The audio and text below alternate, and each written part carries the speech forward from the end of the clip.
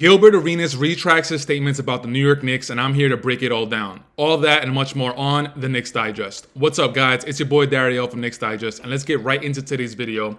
So Gilbert Arenas recently on his show, Gil's Arena, had a segment talking about the New York Knicks and if they should be putting more respect on the Knicks name. Now, about a month ago, or a little bit longer than that, Gilbert Arenas talked about the New York Knicks, and he said that the Knicks are going to lose in the first round. In this episode, he retracted his statement, and he said that they're actually going to get out of the first round. So congratulations to Gilbert Arenas for coming to his senses and at least realizing that we have enough talent and we got that boy, Jalen Brunson, on our squad that's going to lead us past the first round. But after he said that they're going to get out of the first round, he said more than likely they're going to end up facing the Boston Celtics. And he said that we'll probably only get one game in that series and we're going to lose in 5. Now, depending how things shake out with the bodies with Randall, OG Anunoby's elbow, Mitchell Robinson, who looks like he's going to be coming back a lot sooner than expected.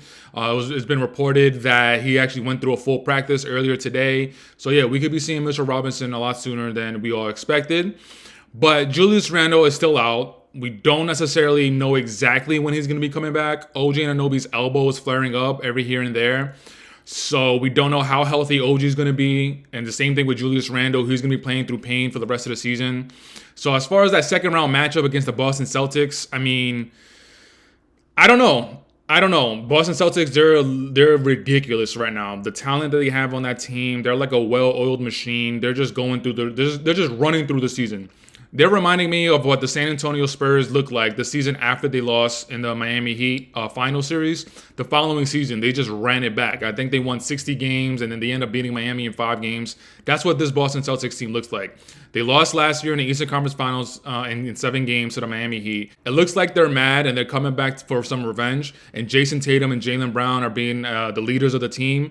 And it looks like they really want to put this thing together, and they finally want to get a championship. So if we have to see them in the second round, like I said, with our bodies not being at full health, Jalen Brunson is going to have a little bit too much of the scoring responsibility. And on top of that, we already have one season under our belt to see what Jalen Brunson is able to do in the playoffs. So now teams are a little bit more honed in. They're able to devise a better defensive scheme against him. So it's just gonna be too much to ask of Jalen Brunson. Then in turn, we're gonna ask too much of Josh Hart to create for himself, create for others. Too much of Dante DiVincenzo to be the spot-on 3-point shooter. We're gonna be asking too much of players that aren't really used to it. If we do end up matching up with the Boston Celtics in the second round, I'm not sure exactly what that will look like. I'm taking Knicks in 7 because it's always Knicks, but against this particular Boston Celtics, I'm going to go 7 because Jalen Brunson might put on his Michael Jordan cape and just go crazy. But going back to the Gilbert Arenas statement that he made about a month or 2 months ago, saying that we're not even going to get out of the first round. So if the playoffs started today, the New York Knicks are in the 4th seed with the record that you see right there, 41-27, and the Orlando Magic with a record of 41-28. That means that the New York Knicks are going to be facing off against the Orlando Magic in the first round of the playoffs. Now, in a hypothetical world, if these standings stay the way they are and we actually see this become reality, I have the Knicks winning in the first round. I actually have the Knicks in 6. The Orlando Magic, they're a young, athletic team. They like to get up and down the court, and they have a bona fide all-star. He made his first all-star team in the second season in the NBA, Paolo Banchero. And of course, I always got to keep bringing up the bodies and the health of our team. Julius Randle is going to be playing through an injury. Mitchell Robinson is still going to be on his way back, depending on when he comes back into the season. He's getting his stamina, his conditioning, his feel for the game back. OG Anunoby's elbow, looks like from here on out, it looks like it's just going to be flaring up every here and there. So that's something that he's going to have to play through. So that's going to put more responsibility on Jalen Brunson. Now, I feel like we'll be able to get past the Orlando Magic in the first round because the Orlando Magic, so much that they have going for them, that they're young and athletic and they like to get up and down. With that young and athleticism is inexperience. So that's why I think we'll be able to get past the Orlando Magic in the first round. The Knicks have been through this already, where this is going to be the first season that the Orlando Magic have been in the playoffs for I don't know how long. So they just got to get used to a lot of different things in real time. They got to get used to the way the refs are going to call it. They got to get used to the pace of the game and how much it slows down, the intensity, the defensive schemes. Everything ramps up in the playoffs. So I think we'll be able to get past the Orlando Magic in the first round, and I'll give it 6 games. And of course, Brunson, who in my opinion is the best player on the Knicks team. Against the Orlando Magic, he only played in the 3 games out of the 4 games this season against the Magic. He's averaging 26.3 points, 5.3 assists, and 3.7 rebounds, which is pretty interesting. But overall, the Orlando Magic, they actually have a really good record against us this season. They're actually 3-1 against us. And in the first game, we lost by the score of 117 to 108. So in today's NBA, it's all about offense. So 117, that's a pretty big number. Again, the playoffs, the pace of the game will slow down, so that number might drop a little bit. But they're still going to want to get out and run. They want to use their athleticism to their benefit. In the second game, it was a little bit more in the Knicks range, but we still lost. They won 98 to 94. The third game, they again put up another 118 points, and we lost 118 to 100. And then the last game, which they lost, it was by the score of 74 to 98. So that's what it's going to look like. I feel like the Knicks are going to have to really make it a grinded out season where they're going to slow the pace down. They're really just going to body them up and be very physical with them. And that kind of works in the Knicks' favor because I keep saying the pace in the playoffs slows down and the refs, they let things go a lot more as far as the physicality. But to be honest, I wouldn't totally just look over the Orlando Magic because their key player, Paolo Banchero, like I said earlier, he made the All-Star team in his second season.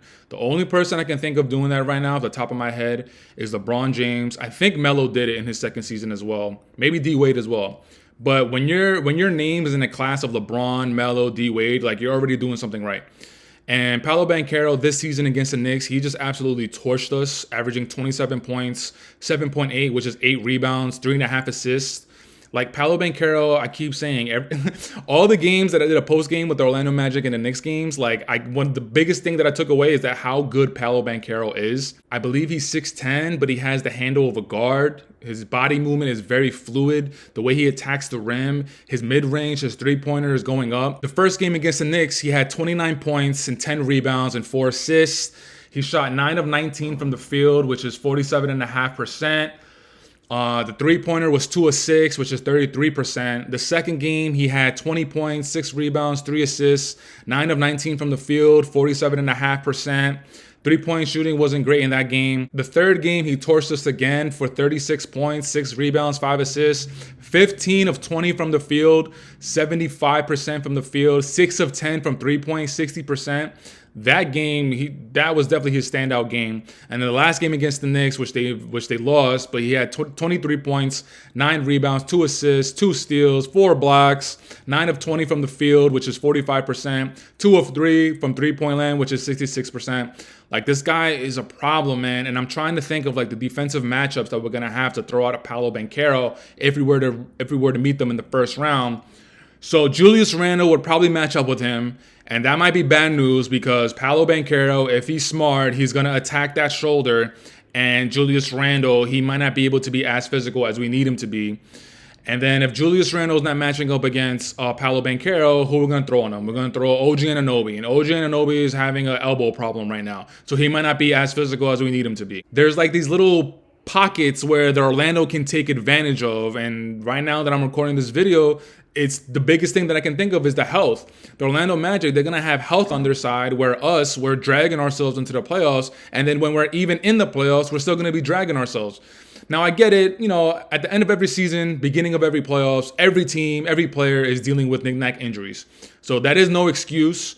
But when you're dealing with injuries to this magnitude, Julius Randle with the separated shoulder, who didn't get surgery, and any little bump in any little instance, it could just pop right back out and he's going to be out for the rest of the season or the rest of the playoffs. That's something we got to take into consideration. But this is all stuff that we're still going to have to wait and see how we look when the playoffs actually start. Mitchell Robinson, again, his ankle. So we got to see how he looks after maybe a couple weeks of playing. Aside from Paolo Banchero, the Orlando Magic, they do have talent, man. They got Joey Ingles, who I believe is coming off the bench, but he's a 6-man sniper, even though he's a little up there in age, but he's able to offer that veteran leadership. So he has playoff experience that he could kick game to Paolo, to Jalen Suggs, to Jonathan Isaac. And the other players I just mentioned, Jalen Suggs is a huge energizing buddy. Like, this guy is just all over the place at all times. Jonathan Isaac, I mean, he has a little bit of his own health issues, but if he's able to stay healthy, man, he's another problem. He's a big man who's a 5, but he's agile. He can hit the 3. He likes to bump down low in the paint. Like, the Orlando Magic, they have a lot of talent that they can throw at us. And I didn't even get to the Markelle Fultz. I didn't even get to the Cole Anthonys. The point guards that Jalen Brunson would have to go up against, it would be a Markelle Fultz if he's healthy in the playoffs. That'll be a Jalen Brunson matchup. But then the backup, Cole Anthony, Jalen Suggs is able to take over the point guard spot for a little bit. They got Gary Harris. I believe he's on the Orlando Magic still. And that's something I haven't even tackled it in this video. The Jalen Brunson minutes when he's on the bench. I mean, Deuce McBride, it looks like he's getting a lot of minutes as of late. Specifically in that Golden State Warriors win a couple days ago, Deuce played, I believe, every minute of the game besides a minute and 29 seconds. And he played amazingly. Shout out Deuce. But playoffs is different. Playoffs, the intensity, the energy, the physicality, everything ramps up. And we don't know if Deuce is going to be able to handle it. Now, I've said in many videos that it looks like it's going to be a collective effort as far as those point guard minutes. When Brunson goes to the bench, looks like Burks is going to take over. Bogey maybe a little bit. Josh Hart maybe a little bit. Obviously, Deuce we just talked about. So it's going to be more of a collective effort. But if Deuce keeps gaining the confidence of Coach Tibbs as these games go by, maybe Coach Tibbs, he has enough faith in Deuce, and he's like, you know what? Deuce, you got the minutes. You got the backup point guard. We're not going to do this collective effort stuff. It's going to be you. We're going to be riding with you. We got all the confidence in you in the world. How is that going to look like if Deuce is going to be going up against these backup point guards, the Cole Anthonys? He's going to have to be going up against starting point guards as well, the Markelle Fultz. And even beyond the first round, he's going to have to go up to Derek Rice, the Drew Holidays, maybe even Damian Lillard. Like, there's a lot of questions that are going to be raised. And there's also a lot of questions that need to be answered. And I'm not sure exactly what it's going to look like. But guys, that's it for today's video. I want to say thank you for checking it out. Leave it in the comments. Let me know what you guys think of one, Gilbert Arenas' crazy take about a month ago when he said the Knicks wouldn't even get out of the first round.